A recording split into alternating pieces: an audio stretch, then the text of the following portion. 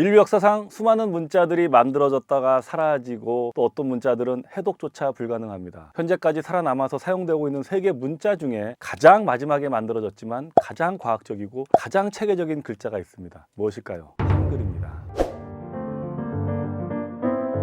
안녕하십니까. 오늘도 저희 채널을 방문해 주신 여러분들께 진심으로 감사드립니다. 오늘은 또 제가 여러분들께 아주 특별하고 좋은 장소를 소개해 드리고자 직접 다녀왔습니다. 바로 국립세계문자박물관인데요. 국립세계문자박물관에서 살펴본 문자의 역사, 그리고 우리 한글의 위대함에 대한 이야기를 여러분들께 해드리고자 합니다. 국립세계문자박물관은요, 인천 송도에 위치한 곳으로 올해 6월에 개관한 문자 전문 박물관입니다. 프랑스의 샹폴리앙 박물관, 그리고 중국 문자 박물관에 이어서 세계에서는 세 번째로 만든 문자 박물관인데요. 인류가 최초로 만든 쐐기 문자부터 한글에 이르기까지 총 세계 55종의 문자를 만나볼 수 있는 공간입니다. 여러분도 아시다시피 한 나라에서 탄생한 고유의 문자는 세계에서 몇 개가 되지 않습니다. 그 중에 하나가 바로 우리의 글, 한글, 훈민정음입니다. 그 글자를 창제한 사람과 창제한 날, 그리고 창제한 목적과 그 창제 원리가 명확하게 나와 있는 문자는 거의 훈민정음, 우리 한글이 유일합니다. 여러분도 잘 아실 겁니다. 그런 위대한 글자 한글의 원조 국가 한국에서 세계 세 번째로 문자 전문 박물관이 탄생했다는 것은 정말 의미가 깊다고 생각합니다. 저는 여러분 22년째 현재 언어교육 사업을 하고 있는 사람으로서 국립세계문자박물관 개관 소식을 듣고 빨리 와야겠다라는 마음이 들었습니다. 정말 재미있고 유익한 볼거리가 많은 곳이어서 여러분들께 소개해드립니다. 여러분, 우리가 인류의 역사를 구분할 때 선사시대와 역사시대로 구분합니다.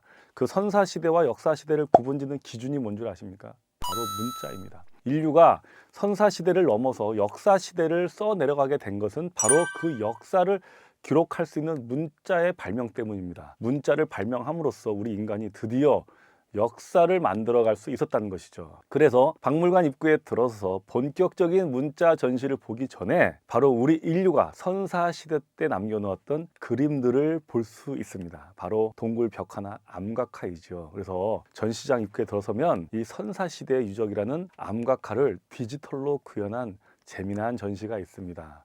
터치하면 그 그림들이 살아 움직입니다. 아주 신기합니다. 저는 저걸 보면서 그 당시 누군가가 벽에 돌로 그려낸 그 그림이 1만 5천 년 정도가 흘러서 이렇게 디지털로 부활할 거라고는 그 사람도 전혀 몰랐겠죠. 그림들을 보면서 야, 이 선사시대에 남겨놓은 그림을 내가 이제 그 사람과 교감한다라는 좀 신기한 그런 느낌을 가졌습니다. 저는 이렇게 이 그림들을 터치하면서 이제 문자, 인류가 발명한 최초의 문자의 전시를 보게 되었습니다. 여러분 잘 아시다시피 인류 최초의 문자는 메소포타미아에서 발명한 쐐기 문자라고 합니다. 이 쐐기 문자가 처음에는 성형 문자였다가 점점 단어 문자, 음절 문자로 발전해 나갔다고 합니다. 이 박물관에서 바로 그 인류 최초의 쐐기 문자를 새긴 원형 점토판을 저는 볼 수 있었습니다. 너무 신기하고 놀라웠습니다. 그리고 여러분, 함무라비 법전이라고 들어보셨죠? 바로 고대 바빌로니아 제1왕조 6대왕 함무라비가 그의 치세 말년에 세운 법전으로 기원전 1750년, 그러니까 지금부터 무려 3773년 전에 만든 인류 최초의 성문법이라는 그 함무라비 법전도 볼 수 있습니다. 물론 이것은 복제품입니다. 이 박물관에는요, 실제 유물도 많이 있지만 이렇게 진귀한 유물은 아주 정교하게 만든 복제품을 전시해 놓았습니다. 원본은 프랑스 루브르 박물관에 있고요. 높이 2.25m의 돌기둥에 새긴 쐐기 문자로 전문과 후문을 새긴 282조의 법조항이 새겨져 있습니다. 일종의 계시법입니다. 기둥 상부에는 왕이 당시 섬겼던 태양신 샤마슈에게서 이 법전을 받는 그림을 새겨 놓았습니다. 그러니까 이게 법전 신수설, 신으로부터 받은 법이다라는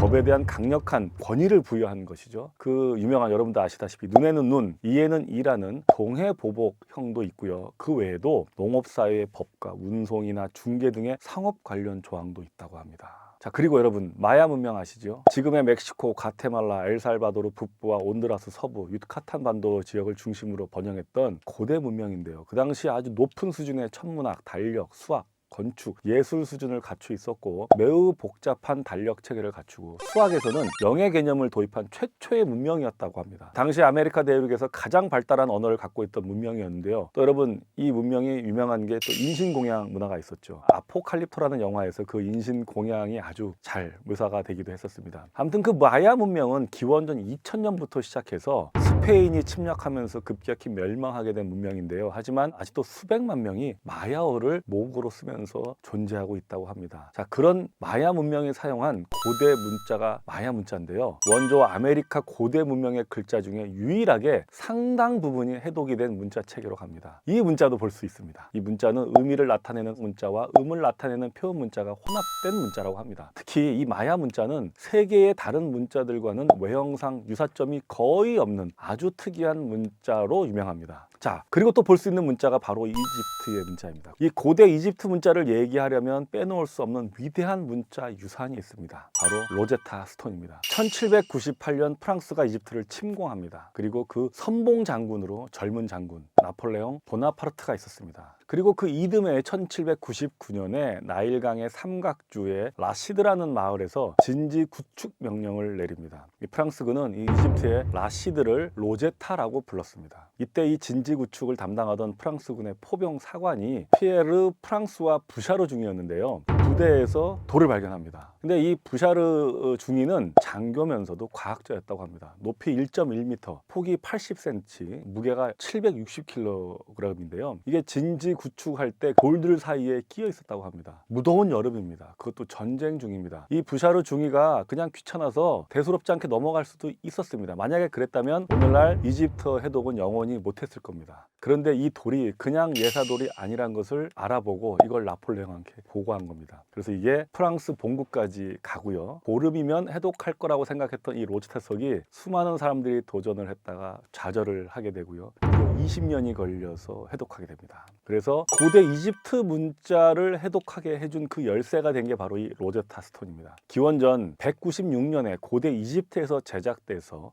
검은색 화강 섬로감에 새겨진 법령입니다. 이집트의 신성 문자와 이집트의 민중 문자 그리고 고대 그리스어 이 세 가지 언어로 번역되어서 만들어진 것입니다. 그래서 고대 그리스어를 기반으로 1822년 장 프랑스와 샹폴리앵이라는 사람과 또 토마스 영이라는 천재 해독가들이 이 이집트 상형 문자를 해독을 하게 됩니다. 이 로제타석은 처음에는 나폴레옹에 의해 프랑스로 갔다가 우여곡절을 겪은 끝에 영국이 전리품으로 노획을 해서 가져갑니다. 그래서 지금은 대형 박물관에 있는데요. 영국은 이 로제타 스톤을 보유하고 있는 것을 매우 자랑스럽게 생각하고 있다고 합니다. 저는 언어 교육을 하는 사람으로서 이 로제타 스톤을 정말 보고 싶었습니다. 근데 영국에 출장 갔을 때 바빠서 제가 대형 박물관을 못 가봤는데 그 복제품이 있어서 너무 좋았습니다. 정말 그 로제타 스톤을 보니까 신기하고 가슴이 뛰더라고요. 또 여기서 보면 인류가 만든 세계 문자 중에 가장 나중에 만들어진 문자로 현재까지 사용되고 있는 가장 과학적인 문자, 네, 바로 여러분도 잘 아시는 우리의 글 훈민정음입니다. 문자의 역사를 돌아보면 훈민정음은 정말 인류의 문자 역사에서 가장 나중에 만들어진 글자이자 세계 문자 역사상 그 유래를 찾아볼 수 없는 가장 과학적이고 체계적인 신비한 글자입니다. 그리고 이 글자의 반포문 서문에는요, 이 정인지 서문에 의하면 지혜로운 사람이면 아침 나절이면 배울 수 있고 어리석은 사람도 열흘이면 깨우칠 수 있다라고 밝힌 세계 유일한 글자입니다. 정말로 대단한 문자입니다. 자, 이 훈민정음에 대한 제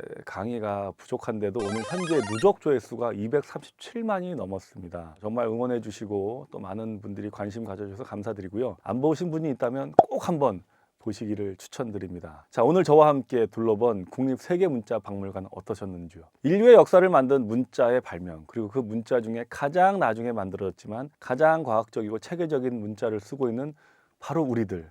그러고 보면 정말 우리의 민족 그리고 우리 세종대왕이 정말 대단한 왕이었구나를 느끼게 됩니다. 자, 끝까지 봐주신 여러분들께 진심으로 감사드리고요. 오늘도 좋은 기운이 함께 하시기를 기원합니다. 감사합니다.